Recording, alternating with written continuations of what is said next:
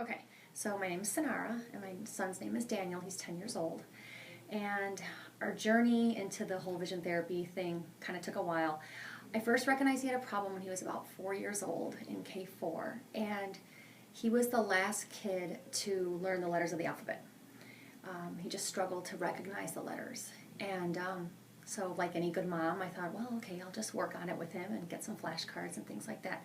So we eventually mastered the letters, and then he moved on to K5, and then the problems continued. He was the last kid to be able to connect the letter to the phonic sound, the phonics that it sounds that it makes. And so sight words and beginning to read was becoming a struggle because he wasn't able to connect, like the B makes this sound or the D makes that sound. And I was completely perplexed because he is a very bright boy. He had all the same advantages that his other siblings have had, read to him all the time, all those types of things. And so I just really wasn't understanding why he was struggling with this concept. But again, I just figured, well, we'll just work with him a little bit more and eventually he'll catch up. Well, then he got to first grade, and then the problems really started because, that's when they can really start to fall behind, when there's an expectation that you should be reading and you're not really reading yet.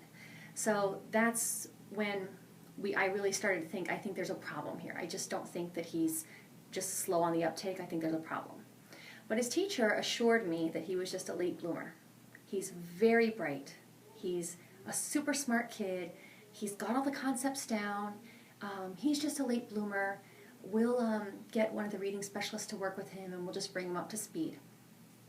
And in my heart, I didn't believe it. I just knew that there was something more. He is a very smart kid, and I just figured he was too smart to be struggling with a concept that is pretty simple. Okay.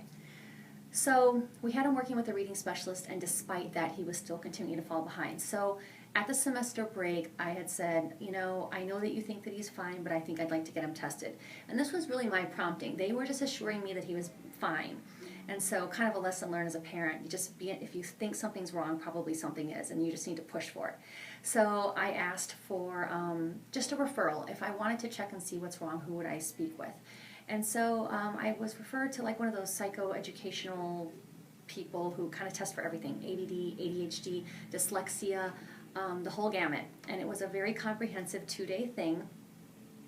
And the results were, he's perfect. He is perfect. He has an extremely high IQ. He's actually smarter than we thought he is. He does great with all the spatial orientation. He has absolutely no ADD or ADHD, not even remotely on the spectrum. He's fine. And so that was actually a little bit discouraging because I thought, well, then what are we going to do to help him if we don't know there's something that's keeping him from learning and we can't figure out what it is? So I was talking to a girlfriend of mine whose son has dyslexia, and so she's been through all of this stuff. And she said, Sanara, have you had his vision tested? And I said, well, he's had his vision tested every year. He's got like 20/20 vision. And she said, no, not that type of vision. It's like the way their brain interprets what they see. And I said, no, never gone into that before. And she said, you need to go check that out. And she gave me the referral to this place, a vision therapy center. And so we made an appointment, came in, and then the rest is history. Right away they identified what was the problem, and as a parent, I just was relieved. I was relieved that finally we had something that we could work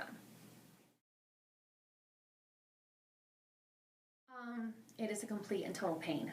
It is it's long, the progress is slow, and the problem really for us with the process was that if your child needs vision therapy, there's a good chance that he's also struggling in school. So my child would need an hour or an hour and a half to do the same level of work that another kid could complete in 20 to 25 minutes. So it was adding one more thing to like an already rigorous homework routine. That was really where the problem lies. It takes a lot of discipline. We're really lucky that Daniel was super cooperative. I think he was tired of struggling. He really wanted to fix. He knew something was wrong and he wanted to fix it. So there were many, many days where I'd say, Daniel, we got to do your vision therapy. And it was like, oh, Mom, I don't want want to. I mean, we had those days for sure, but it just was routine. We were very faithful. We did not miss. I think they said to do it 5 days a week, and we did it 5 days a week. Even when we were on vacation, we just were very faithful with the process. We had to come in once a week, which was also a bit of a pain because then he missed school. And then, of course, he had assignments to make up on top of the homework that he has. And he's also in piano and he's in sports. So it's kind of like, they've already got a full schedule and you're adding one more thing.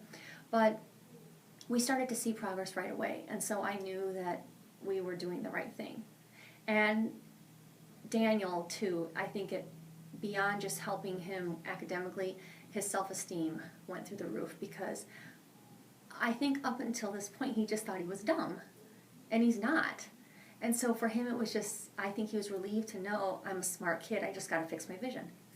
So.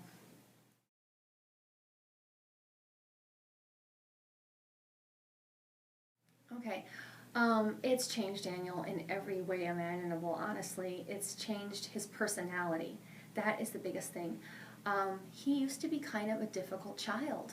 He wasn't always pleasant to be around. And I think knowing what I know now, I think he just lived in a constant state of frustration.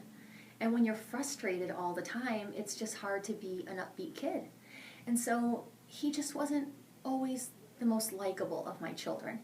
And so he's so fun and cooperative and helpful now.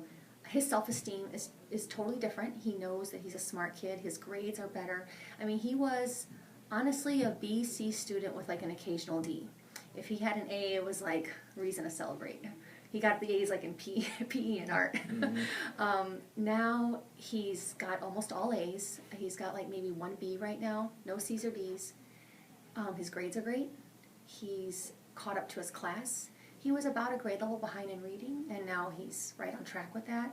He actually reads for fun. I thought hell would freeze over before I ever saw that happen, where he will read at night in bed with a book. So when we first started, the first part of the process was going to be the syntonic light therapy. And it just seemed very strange to me. Like, obviously not being a professional in this field, I didn't understand it. I went online and tried to research it, and I still didn't understand it. But I was very skeptical of, I'm going to spend how much money for him to stare into a light bulb for 20 minutes a day, and then I changed the color, and this is somehow going to do something. My son Daniel was skeptical too. He's like, how is this helping my vision? But I went with it.